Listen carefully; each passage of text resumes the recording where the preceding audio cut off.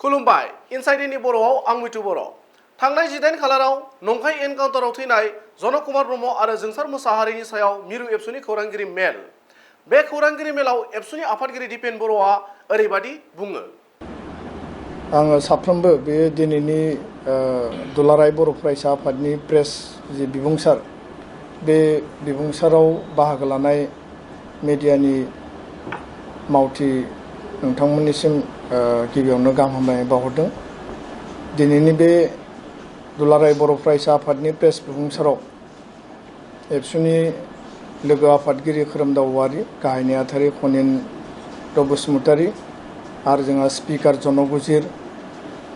क'क्राझार जिल्ला एबसुनि आफादगिरि कृपेश दैमारि, चिरां जिल्ला एबसुनि आफादगिरि राजु बसुमतारी आरो जोङो टीम बेयाव बाहागो लादों। गुबै बाथ्राया जाहैबाय जे क'क्राझार उल्टापानियाव थांनाय 18 तारिखनि फुंबिलिनि समाव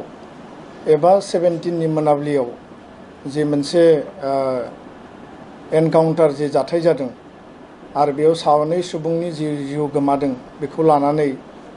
दिनै मोनसे दुंहाव थासारि जानानै दङ। दा बेनि सायावनो दुलाराय बर' फरायसा आफादा गोथौयै आरो गुवारै नायबिजिरनायनि उनाव दिनै बे गासै जाथाय आरो फिउचार कर्स अफ एक्शन बिनि सायाव जोङो गुवारै माखासे बाथ्राफोरखौ जों फोरमायनो नागिरदों बर' आइ आफा रायजो राजा दुलाराय बर' माहारिनो। दा बेयाव दुलाराय बर' फरायसा आफादा गिबियावनो नैबे जे उल्टापानि सालगुरि आरो टिपकाइनि सानै बारग' एनडिएफबि जोंसार मोसाहारि आरो जनक कुमार ब्रह्म बिथां सानैया दाख्लैबावै पुलिसनि जि एनकाउन्टार बे एनकाउन्टाराव थैदों होननानै जि मोनसे खौरां बा जि मोनसे जोङो गासैबो मिडियानि गेजेरजों बा बे जाथायखौ जों मिथिबाय आरो बिनि उनाव जोङो गासै बिथिंखौ नायबिजिरनानै दिनै दुलाराय बर' फरायसा आफादा बे जि एनकाउन्टार बा जायखौ फेक एनकाउन्टार होननानै बुंदों बे फेक एनकाउन्टारखौ जोङो आरो बे जाथायखौ गिबियावनो जोङो गरिहना होदों, गिबियावनो जों सोंखारिदों आरो बेजों लोगोसे बे जाथायनि प्रपार जोङो इनभेस्टिगेसन जोङो जुडिशियेल माने इनभेस्टिगेसन जोङो सरकारनियाव दाबि खालामदों। जिहेथु बियो जि जाथाय बे जाथायखौ लानानै दिनै गोबां दान्थे बिदान्थे सोलिदों। जोङो दुखु फोरमायदों जे दिनै जाय बिथांमोन सानैया पुलिसनि एनकाउन्टाराव थैनो गोनां जाबाय, बिथांमोननि न'खर जि भिक्टिम फेमिलि बे भिक्टिम फेमिलिजों दुलाराय बर' फरायसा आफादा दिनै गसंथादों। आरो गुबुन मोनसे बाथ्राया जाहैबाय जे दिनै न'खरनि परियाल आरो ओनसोलनि रायजो राजाया बुंदों जे जोंसार मोसाहारि आरो जनक कुमार ब्रह्म बे सानैया 17नि मोनाबिलियाव मोनसे बाइक एक्सिडेन्टजों बिथांमोना जखम जादों आरो बेयाव मटर साइकेल आरो माने कुक्रि आरो आर्म्स मोननायबो देखायदों, जेराव जोङो ससियेल मिडियायाव नुदों। आरो गुबुन फारसेथिं बे सानै जे जखम जानाय बिथांमोनखौ हस्पिटालाव लानानै थांदों आरो उननि समाव पुलिसफोरा हस्पिटालनिफ्राय बिथांमोनखौ लानानै फैदों आरो लाना फैनायनि उनाव क'क्राझार पुलिसा बिथांमोनखौ कास्टडियाव लादों। न'खरनि जाय बिफा आरो न'खरनि सोद्रोमा बिथांमोना बुंदों जे सेरफांगुरि थानायाव बिथांमोनखौ जेला लाबोयो न'खरनि मानसिफोरजों रायज्लायनो होदों, सावरायनो होदों आरो आइसि बिथाङा बुंदों जे बिथांखौ मोना दाय गैया, साननै सानथामनि उनावनो बेखौ हगारनाय जागोन बेबायदि फोरमायदों होननानै न'खरनिफ्राय जोङो रिपर्टखौ मोनदों। आरो बिनि हरनि समावनो पुलिसनि जि बुंनाय बाथ्रा जे पुलिसा बुंदों जे बिथांमोना इउएलएफबिनि सोद्रोमामोन आरो इउएलएफबिनि सोद्रोमा गोदानै जाय माने गावखौनो सेल्फ डिक्लेयार खालामनानै लादों बे सोद्रोमा जानायखाय बिथांमोननि जि टेम्परारि केम्प बे बादायाव जेब्ला नायनो थाखाय लानानै थाङो क्रस फायारिंआव बिथांमोना बे क्रस फायारिंआव माने गुलि नांनानै जखम जानानै थैदों होननानै पुलिसा स्टेटमेन्ट होदों। दा न'खरनि रायजो राजानि जि स्टेटमेन्ट रिपर्ट आरो पुलिसनि जि स्टेटमेन्ट बेयाव मोनसे गोरोबलायै थासारि आरो बे गासैबो बाथ्राफोरखौ दुलाराय बर' फरायसा आफादा जों अबजार्भ खालामदों, जों डाटा कालेक्ट खालामदों आरो नायबिजिरदों। खारन दुलाराय बर' फरायसा आफादा क्रेडिबल आर्गुमेन्ट, क्रेडिबल लजिकनि सायाव भित्ति खालामनानै जेब्लाबो हाबा मावो, खोथा बुङो आरो जोङो कुनु माने बेबायदि एनकाउन्टार बा फेक एनकाउन्टार जाथायखौ जों मालाबाबो समर्थन होआखै। जायखिजाया फेक एनकाउन्टारनि एगेन्स्टआव जों बाथ्रा बुंबोदों। दा बेखायनो दिनै दुलाराय बर' फरायसा आफादा नैबे जि जाथाय,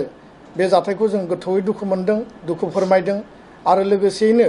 बे जाथायनि प्रपार इनभेस्टिगेसनखौ जोङो नागिरदों आरो बे घटनाखौ मिथिनाय लोगो लोगोनो जोंनि पाटगाव, झारबारि आरो बिसमुरि दख'रा एबसुनिफ्राय भाया मिडिया बिभिन्नजों जोङो खौरां लादों आरो मैया क'क्राझार जिल्ला एबसुनि आफादगिरि कृपेश दैमारिनि दैदेननायाव बिथांनि न'खराव थांनानै न'खरनि बिमा बिफाजों आरो बिथांमोननि बिसि जों रायलायनानै गासै जि जाथाय, बे जाथायनि सायाव सुलाद लादों आरो बिथांमोननो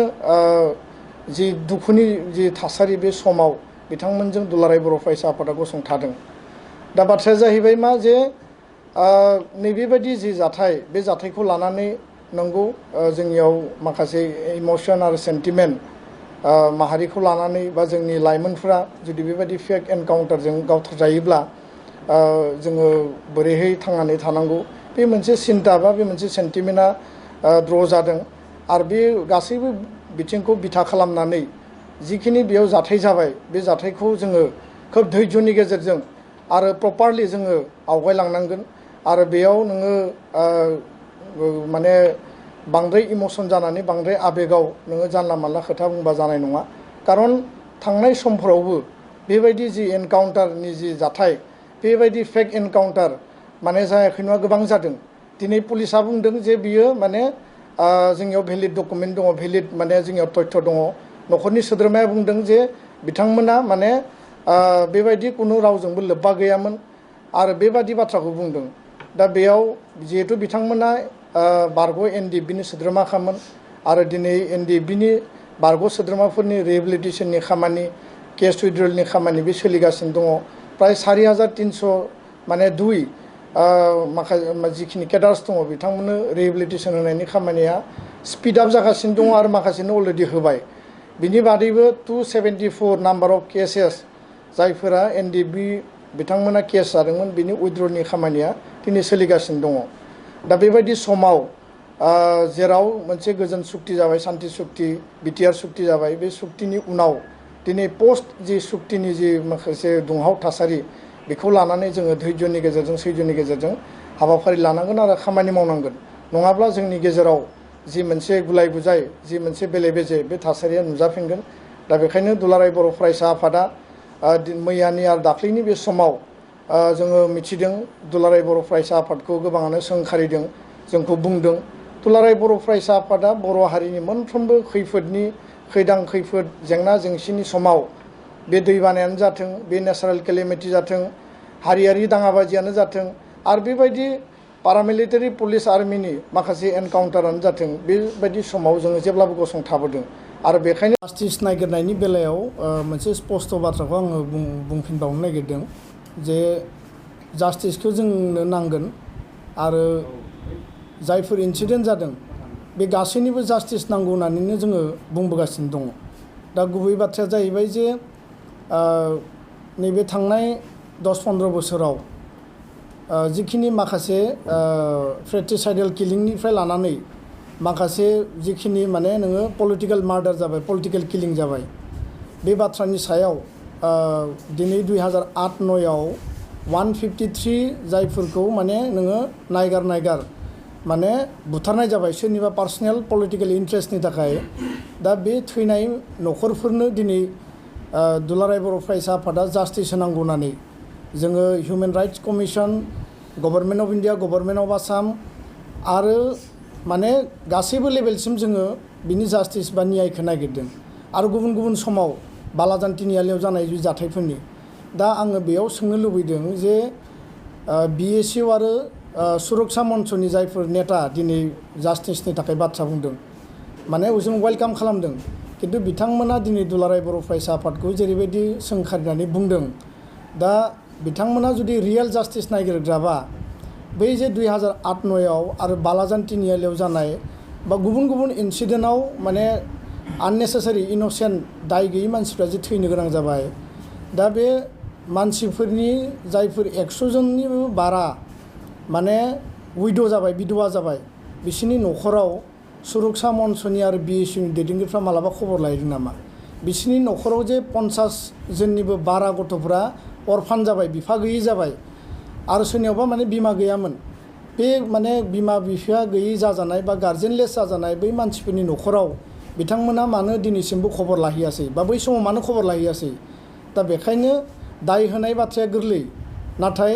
नोङो रियेल खामानि मावनायासो माने बे जि थासारि बे थासारिनि जास्टिसखौ जोङो मोननो हागोन दा बेखायनो नैबे जि गोदान आफाद दानाय आरो नैबे गोदानै जि थासारि सोमजिदों बिनि सायाव स्पष्ट जों बाथ्राखौ दिनै बुंबाय जे बेबायदि गोदान आफादनि कुनु माने गोनांथिखौ जोङो साना खारन आर्मस मुभमेन्टजों जोङो जथेस्थ माने जोङो जुजिबोबाय जोङो भुगिबायबो बिनि माने नेगेटिभ आरो माने इम्पेक्ट आरो माने बिनि माने पजिटिभ मा दिग दङ बे गासैखौबो जों एनालाइसिस खालामबाय दिनैनि समाव जोङो ज'यै गोरोबलायनानै जोङो थांनांगोन मार्टियार फेमिलिनो जे एक्सग्रेसिया होनांगौ बिनि हाबाफारियाबो सोलिगासिनो रन्जन दैमारि बिथांखौ दिनै जेलनिफ्राय बख'नायनि थाखाय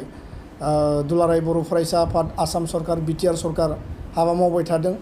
आरो बे समावनो रन्जन दैमारिखौ लानानै दिनै सोमावसारनायनिबो मोनसे थासारिखौ जों नुबाय थादों दा बेखायनो जोङो खावलायो NDFBनि मोनब्रैबो आफाद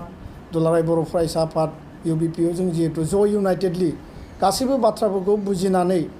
जोङो नैबे जिखिनि दफा जिखिनि क्ल'ज बेखौ माने नायबिजिर गासैबो माने प्र'स एन्ड कन्सखौ नायनानै जों जिहेतु सुक्ति खालामबाय जोंनि दिनैनि आल्टिमेट जि माने अबजेक्टिभ एजेन्डाया जाबाय सुक्तिखौ मावफुंनांगौ जों लुबैया जे आसाम सुक्ति बायदि बे 35 बोसोर थाथों 6 नम्बर दफाया पेन्डिं जाथों नैबे सुक्तिनि गेजेरजों जों लुबैयो जे जोंनि जि बर'नि थांना थानायनि गासैबो दिगा रोखा जाथों आरो बर'आ उदां हारि हिसाबै बा जोंनि ओनसोलाव जोंनि क्षमताखौ लानानै थांना थानो हानाय जिखिनि अधिकार बे अधिकारखौ जोङो मोननो हाथों दा सुक्तिया अब्लासो माने फुल एन्ड माने कमप्लिट जागोन जेब्ला बे सुक्तिनि दफाफ्रा मावफुंजागोन दा बेखायनो दफा मावफुंनायनि थाखाय NDFBनि माने साधारन सोद्रोमानिफ्राय लानानै दैदेनगिरि गासैबो बिनि थाखाय खामानि मावनांगोन आरो बेबायदि समावनो पोस्ट एकर्ड इम्पेक्ट सोरबा माने खायलें खुइलें सोरबा गुबुन हान्जाजों सोरबा मोनसे हान्जाजों गावनि गेजेरावनो जुदि अबिसास गावनि गेजेरावनो जुदि गोरोबलायै जुदि थासारिखौ जुदि सृष्टि खालामनानै गोदान आफाद जोनोम होनायनि थाखाय सोरबा जुदि बेकडराव बेबायदि जुदि सिन्था खालायोब्ला बे हारिनि थाखाय मोजां थासारि मोजां डिसिसन नङा आरो हारिया बेजों लाब जागोनखौ जों जेबो नुवाखै दा बेखायनो जोङो खावलायगोन दिनैनि समाव जे बर' हारिनि इयुन भबिष्यतखौ जोङो गोग्गोमै रोखायै दानांगौनि थाखाय गासैबो बिथिंखौ नोजोर होनानै जोङो बेबायदि गोनो गोथो बेले बेजे